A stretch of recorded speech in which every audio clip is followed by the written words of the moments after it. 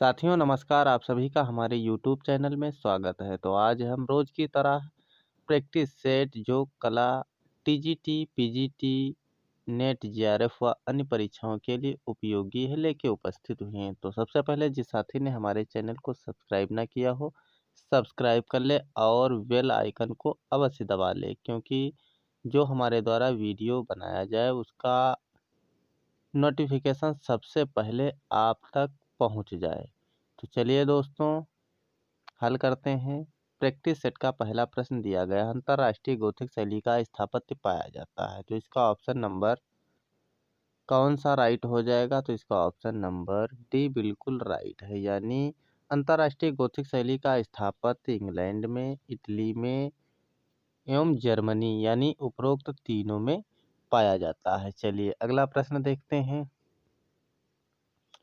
अगला प्रश्न दिया गया है, गोथिक कला शैली मुख्यतः है। तो इसका ऑप्शन नंबर सी बिल्कुल राइट हो जाएगा, यानी गोथिक कला शैली मुख्यतः स्थापत्य शैली है। चलिए अगला प्रश्न देखते हैं। अगला प्रश्न दिया गया है, गोथिक कला के विकास में प्रमुख कारण कौन से हैं? तो इसका ऑप्शन नंबर सी बिल्कुल राइट हो जाएगा, यानी कलाकारों के समूह, धर्म, नवीन चेतना, ये तीनों कारण हैं। चलिए अगला प्रश्न देखते हैं। अगला प्रश्न दिया गया है, गोथिक शैली के स्थापत्य का जन्म इससे हुआ है। तो इसका ऑप्शन नंबर बी बिल्कुल राइट हो जाएगा, यानी सेंट डेनिस गिरजा से। अगला प्रश्न दिया गया है, गोथिक युग की मूर्तिकला का उच्चतम शास्त्रीय रूप यहाँ पाया जाता है। तो इसमें से कहाँ पाया जाता है? तो इसका ऑप्शन नंबर बी बिल्कुल राइट हो जाएगा, यानी रेम्स गिरजा में। चलिए अगला प्रश्न देखते हैं। अगला प्रश्न दिया गया है, सर्वप्रथम लघुचित्र किस पर बनाए गए? तो इसका ऑप्शन नंबर बी बिल्कुल राइट हो जाएगा, यानी सर्वप्रथम लघुचित्र चित्र जो है तालपत्र पर बनाए गए। चलिए अगला प्रश्न देखते हैं। अगला प्रश्न दिया गया है, पोथी चित्रण का प्रारंभ किस शैली से हुआ है? तो इसका ऑप्शन नंबर ए बिल्कुल राइट हो जाएगा, यानी पोथी चित्रण का प्रारंभ पाल शैली से हुआ है। अगला प्रश्न देखते हैं।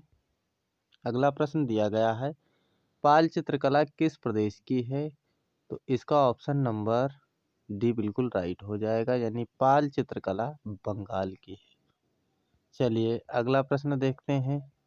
अगला प्रश्न दिया गया है, सित्तनवासल के गुफा मंडप किस नदी के तट पर स्थित है? तो इसका ऑप्शन नंबर डी बिल्कुल राइट हो जाएगा, यानी सित्तनवासल के गुफा मंडप कृष्णा नदी पर स्थित है। चलिए अगला प्रश्न दिया गया है, जैन चित्रकला के प्रसिद्ध स्रोत बताएं। तो इसका ऑप्शन नंबर सी बिल्कुल राइट हो जाएगा, यानी कामसूत्र जैन चित्रकला के प्रसिद्ध स्रोत हैं। चलिए अगला प्रश्न दिया गया है, कल्पसूत्र की सबसे उत्तम प्रति कहाँ की है? तो इसका ऑप्शन नंबर बी बिल्कुल राइट हो जाएगा, यानी कल्पसूत्र की सबसे उत्तम प्रति जौनपुर की है। चलिए अगला प्रश्न देखते हैं। अगला प्रश्न दिया गया है, जैन लघु चित्रों का प्रमुख विषय है। तो इसका ऑप्शन नंबर ए बिल्कुल राइट हो जाएगा, यानी तीर्थंकर और उनकी जीवनी जो है जैन लघु चित्रों का प्रमुख विषय है। चलिए अगला प्रश्न देखते हैं। अगला प्रश्न दिया गया है, मांडू इसके लिए प्रसिद्ध है। तो मांडू किसके लिए प्रसिद्ध है? तो इसका ऑप्शन नंबर ए बिल्कुल राइट हो जाएगा, जैन चित्रकारी के लिए प्रसिद्ध है। चलिए अगला प्रश्न देखते हैं।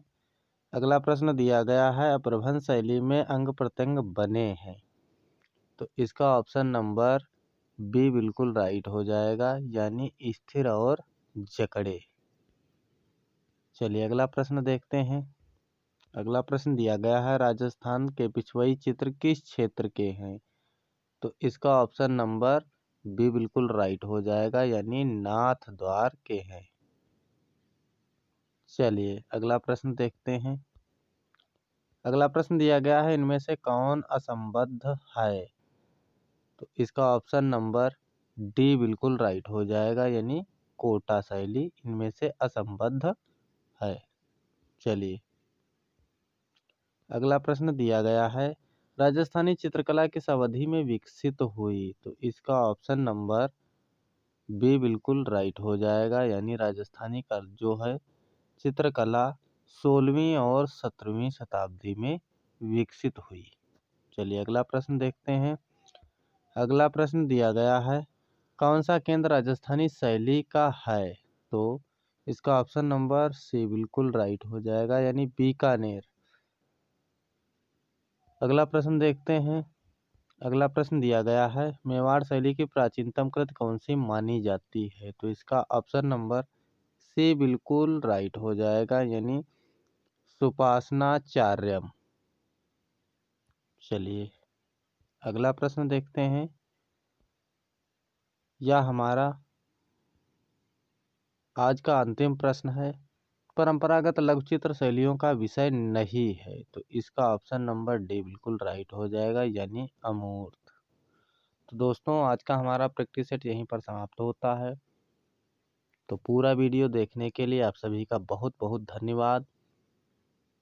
तो फिर मिलते हैं इसी प्रकार के अगले वीडियो में, तब तक के लिए नमस्कार, जय हिंद।